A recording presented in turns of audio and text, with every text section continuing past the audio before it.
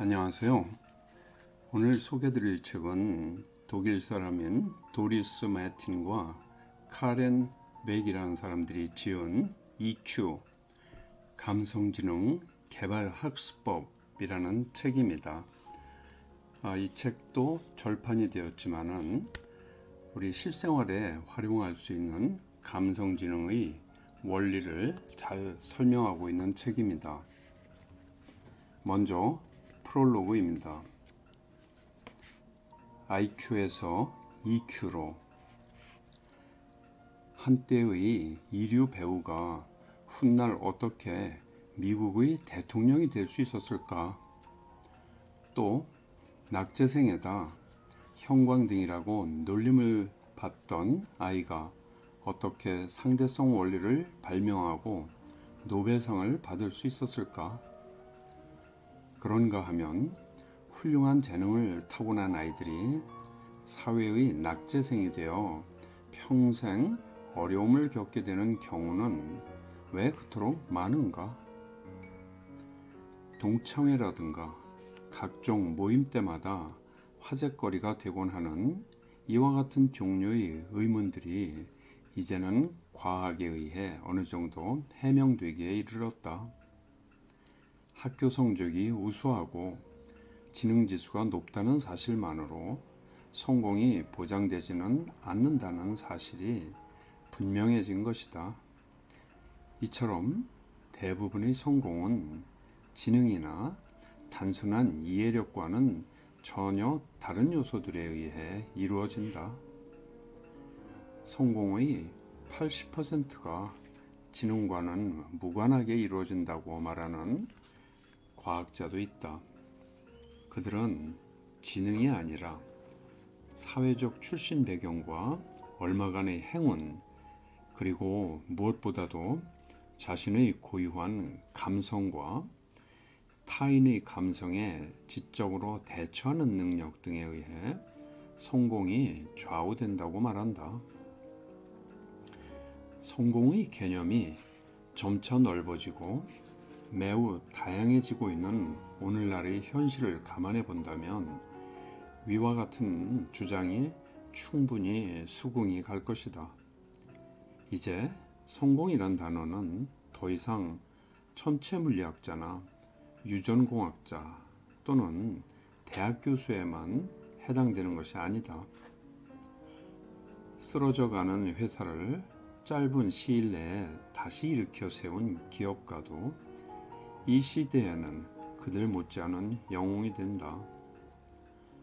전날의 패배를 씻고 다음 경기에서 세계 신기록을 세운 여성 스포츠 선수, 에이즈에 걸린 동료 남학생의 곁에서 생을 마감하는 그날까지 함께 있어준 여학생, 인질극을 벌이는 범인의 마음을 돌려놓은 경찰 심리학자, 이 모든 사람들의 행위들은 기본적으로 지적인 능력과 고도의 사회성에 바탕을 둔다는 사실에 이의를 제기할 사람은 아무도 없을 것이다. 그렇지만 우리는 이들을 단지 종래의 우리가 알고 있던 지능이나 지식만을 가진 사람들이라고는 볼 수가 없다. 여기서 우리는 전통적인 지능의 개념을 새로이 숙고해 보아야 할 필요성이 제기된다.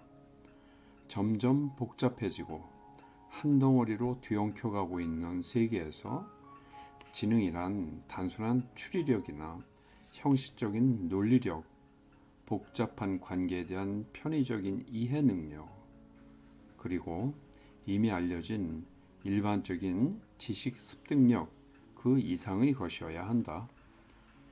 진정한 의미의 지능이란 그 속에 이른바 창의력이나 조직력, 참여도, 동기, 심리학적인 기량이나 인간성과 같은 특성들, 즉 예전에는 전 근대적으로 성격 혹은 개성이라고 일컬어져 오던 정서적, 사회적 능력들을 포함하고 있는 것이다. 한편 지능에 관한 오늘날의 연구는 지능과 감성이라는 진부한 이분법으로부터 벗어나려고 노력하고 있다. 로버트 스턴버그, 하워드 가드너, 그리고 피터 셀로베이와 같은 심리학자들 덕분에 훨씬 확대된 지능 개념이 정립되기 시작하였다. 지능의 다양성에 대한 이 같은 인식이 널리 보급되면서 지능검사, 즉 IQ 테스트의 대부인 알프레드 비네와가 100년 전에 사람들이 머릿속에 일방적으로 주입시켜 놓은 추상적이며 관념적인 지능 개념은 이제 해체되기 시작했다.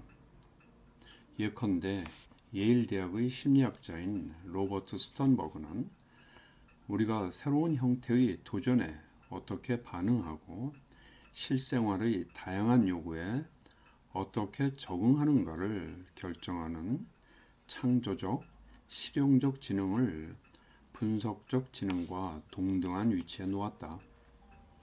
하워드 가드너는 한 걸음 더 나아가서 7가지 상이한 지능을 구별하였다.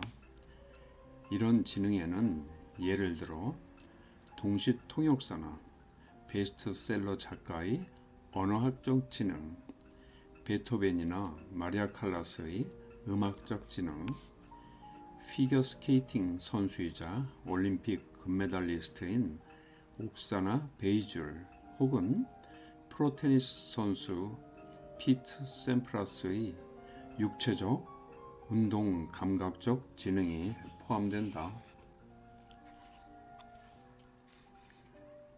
EQ 테스트, 감성지능의 비판자나 옹호자를 막론하고 아직은 많은 사람들이 감성지능을 수치를 통해 적절하게 나타낼 수 있다는 가능성에 대해서 의심을 품고 있다. 그것은 아마도 감성적 능력이 워낙 다양하고 개인마다 상이해서 똑같은 기준으로 평가하고 측정하기 어렵다고 믿기 때문인 것 같다. 물론 개인마다 특정한 감정에 대한 인지 정도가 다르고 반응 양상이 다르다는 것은 분명하다. 예컨대 많은 사람들의 경우 공격적인 감정에 대해서는 잘 대처할 수 있지만 걱정이나 불안에 대해서는 속수무책인 편이다. 그런 한편 오랜 연구의 결과 낙천주의나 침착성과 같은 감성지능의 특정한 측면들은 거의 완벽하게 수치로 측정될 수 있다는 것이 확인되었다. 그렇지만 아직까지 학문적 검증을 거친 감정지수 테스트는 없다.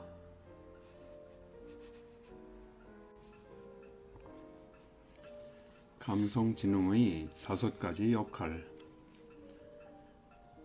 지능에 관한 지금까지의 연구는 자기 자신의 감정에 대한 인식 능력과 다른 사람의 감정을 받아들이는 능력에 특별한 의미를 부여하였다. 가드너는 이것을 각각 인간 내적인 지능과 인간 상호적인 지능으로 구별한다. 개인 생활과 직업 생활에서 나타나는 이러한 지능의 중요성과 관련해서 가드너는 이러한 지능이 훨씬 포괄적이고 완전히 새롭고 1차적이며 나아가 다른 형태의 지능들보다 그 중요성 면에서 우위에 있지 않은가 하는 의문을 제시한다. 1990년대 초 예일 대학의 심리학자 피터 셀로베이와 그의 동료인 뉴햄프셔 대학의 존 메이어는 인간 내적인 지능 혹은 인간 상호적인 지능이라는 용어 대신에 좀 더 명확한 용어인 감성지능이란 말을 만들어냈다. 그들이 말하는 감성지능은 자신의 감정에 대한 이해 능력, 다른 사람에 대한 감정이입 능력, 스스로의 감정을 조절할 수 있는 능력 등을 포함하고 있다. 이들의 연구 결과는 나중에 하버드 대학의 심리학자 다니엘 골먼을 통해 비로소 세계적인 주목을 받게 되는데, 골먼의 책 감성적 지능은 미국에서만도 불과 몇 개월 사이에 50만 부 이상 판매되었다. 냉철한 이성만을 모든 일의 척도로 간주하지 않겠다는 생각이 확실히 시대의 급소를 찔렀다고 할 수 있겠다.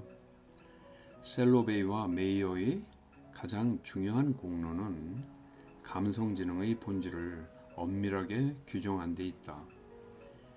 이들이 규정한 감성지능의 본질이란 다음과 같은 5가지의 특징으로 표현할 수 있다. 1. 감정의 인식. 자신의 감정 상태를 인식할 수 있는 능력으로 대부분의 다른 감성 능력들은 여기에 바탕을 두고 있다. 왜 느끼고 어떻게 느끼는지를 아는 사람만이 의식적으로 자신의 감정을 다룰 수 있고 억제할 수 있으며 또한 정돈할 수 있다. 2. 감정의 조절과 통제.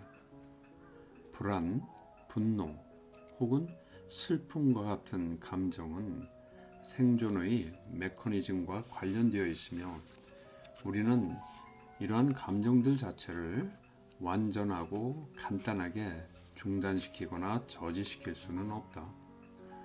그러나 우리의 감정 반응을 적절히 조절하고 즐거움이나 분노와 같은 1차적인 감정 상태로부터 유발되기 쉬운 직설적인 행동을 유머나 반어법과 같은 후천적으로 습득된 교양 있는 행동 양식을 통해 보충하거나 대체하는 것은 가능하다. 감정에 대해 어떤 반응을 보일 것인가, 얼마나 교양이 있게 감정을 다룰 수 있는가 하는 것은 그런 면에서 감성지능의 문제이다. 3. 잠재 능력의 개발. 10%의 영감과 90%의 노력이라는 표현은 감성지능에 대한 맥락을 잘 설명해 준다. 지능지수만 높다고 해서 누구나 학교에서 최우수상을 받고 노벨상 수상자가 될 수 있는 것은 아니다. 진정한 성공은 항상적인 끈기, 낙관적 인식, 자신감, 그리고 패배를 씻어버릴 수 있는 능력 등이 그 바탕에 깔려 있다. 4. 타인과의 감정이입. 의사소통에 대한 연구의 결과 감성적 소통의 약 90% 정도는 언어와는 거의 무관하게 이루어진다는 사실이 알려졌다. 다른 사람에 대한 감정이입은 상대에게 집중하여 경청하려는 자세, 말로 표현되지 않은 생각과 감정까지도 파악하려는 노력으로부터 비롯된다. 5. 사회적 관계의 형성. 고객과의 거래, 직장에서의 단체 생활, 그부들과의 교제, 극장, 휴게실에서의 짧은 대화 등 여러 사람과의 갖가지 만남에서는 사회적 능력이 요구된다. 이와 같이 우리가 다른 사람과 더불어 얼마나 잘 지낼 수 있는가 하는 문제, 다시 말해서 타인과의 관계를 어떻게 형성하고 갈등이 생겼을 때 이를 얼마나 잘 인식하고 해결할 수 있는가 하는 것은 거의 전적으로 감성적 능력과 관계된다. 셀로베이와 메이어는 여기서 한 걸음 더 나아가 자신들이 서술한 이런 감성적 능력들이 후천적으로 습득되고 발전될 수 있다는 태제를 내세운다.